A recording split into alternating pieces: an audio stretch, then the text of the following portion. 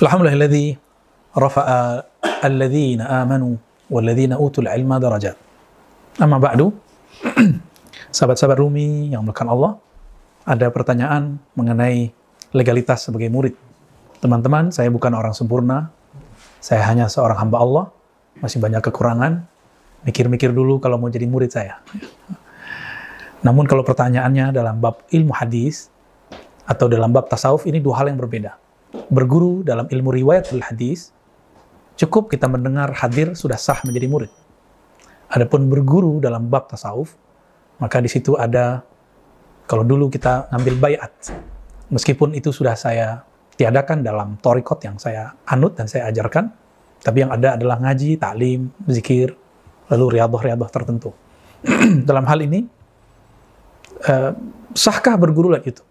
Mengikuti dauh ajaran ulama-ulama kita yang sekarang juga melek dengan teknologi. Sekarang itu YouTube bisa menggantikan surat, bisa menggantikan hadir. Ditambah lagi karena pandemi tidak mungkin bertemu sering, bahkan mungkin susah bertemu.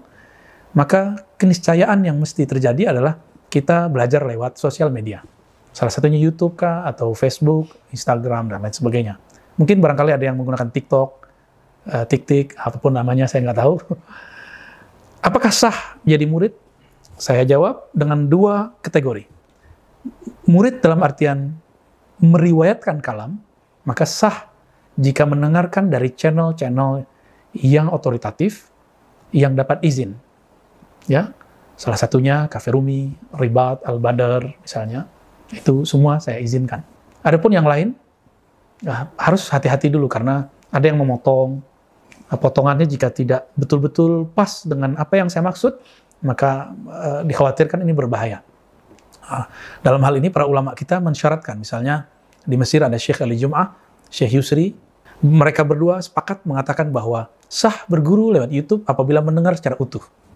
Tapi tabiat kita suka mendengar 10 menit, 3 menit, 5 menit, karena memang tabiat manusia mau instan. Inilah tidak adilnya kita dalam beragama, jika kerja mau dari pagi sampai sore, tapi untuk beragama cukup 5 menit, 5 menit.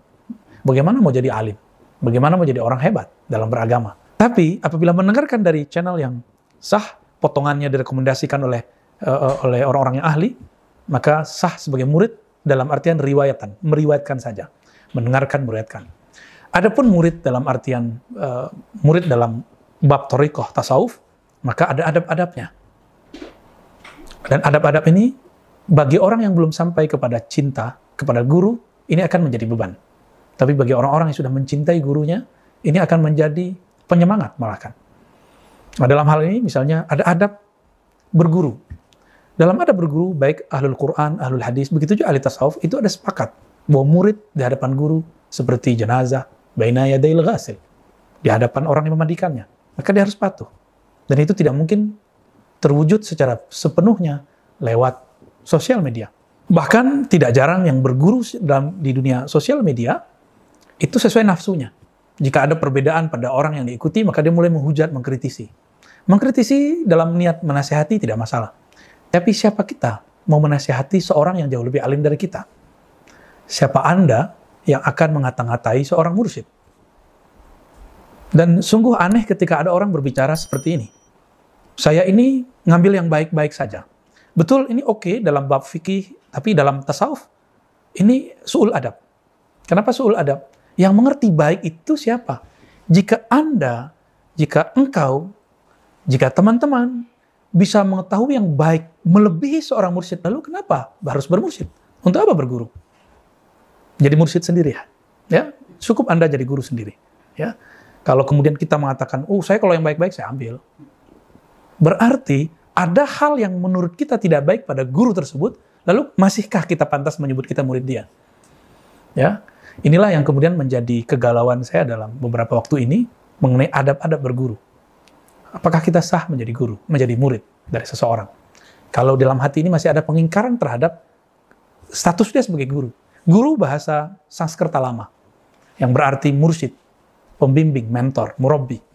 Ya, maka teman-teman, sahabat yang makan Allah, apalagi kita belum mengenal orang yang mau kita jadikan guru sepenuh hati. Teman-teman tentu belum kenal saya. Saya ini punya kelemahan banyak. Saya tidaklah sempurna, saya bukan malaikat, bukan juga orang-orang suci. Jadi apabila hendak menyatakan diri sebagai murid, istikharah saja dulu. Istikharah, minta kepada Allah, ya Allah, apakah emang engkau izinkan aku berguru kepada fulan? Kepada Ar-Razika, Ar-Razuka, Ar-Razika, siapakah namanya? Terserah. Jika memang ada isyarat ke sana, silakan. Lalu itikadkan, jazamkan, azamkan kalau ingin berguru dan memulai adab. Murid itu terbagi dua, murid shadiq, murid kazib. Murid shadiq, dia berguru bukan dengan nafsunya, bukan dengan ambisinya, bukan dengan obsesinya. Dia berguru, dia menghabiskan nafsiyah, egonya. Maka kebenaran yang ada dalam dirinya, dia hilangkan, dia leburkan dalam kebenaran gurunya. Ini beda dengan fanatisme. Ya, fanatisme adalah taklid buta, itu hal yang berbeda. Ini adalah adab. Nah, jika tidak, nanti akan banyak murid-murid membicarakan keburukan gurunya di belakang. Atau terbersit sesuatu dalam dirinya tentang gurunya yang tidak enak. Ini murid yang kazib. Tapi murid yang shadiq, dia meleburkan iradahnya, kehendaknya dalam kehendak gurunya. Ilmunya dalam ilmu gurunya. Kemauannya dalam kemauan gurunya. Inilah baru murid yang shadiq. Dan dia tidak menilai gurunya dengan kebenaran dirinya. Atau karena kebenaran masa lalunya. Atau karena standar kebenaran thariqahnya. Tidak sedikit yang mengagumi seorang figur karena cocok dengan pikiran dia. Kalau nggak cocok, dia tidak suka. Maka seorang guru pun juga punya adab-adab kehati-hatian. Tidak langsung menerima murid. Ya. Maka teman-teman, jika ingin berguru dengan siapapun, apalagi dengan saya yang masih al-abdul fakir, hamba yang sangat fakir dan dhaif, istikharah dulu, minta izin kepada Allah. Bukan sekali, 2 kali, mungkin 7 kali, bahkan mungkin lebih. Jika sudah, maka banyak-banyak sholawat kepada Nabi, sembari mengikuti kajian meskipun jarak jauh. Kita juga tidak menutup kemajuan zaman, kita juga tidak menutup kemudahan teknologi yang Allah sudah hadiahkan kepada kita semua. Oleh karena itu, silakan berguru lewat YouTube kah, sosial media, dengan syarat-syarat yang tadi. Yang pertama, mendengarkan dari channel yang otoritatif, yang sahih, yang dapat izin. Yang kedua, istikharah terlebih dahulu. Yang ketiga, jangan berlebihan memandang seorang sosok guru. Mereka masih manusia biasa.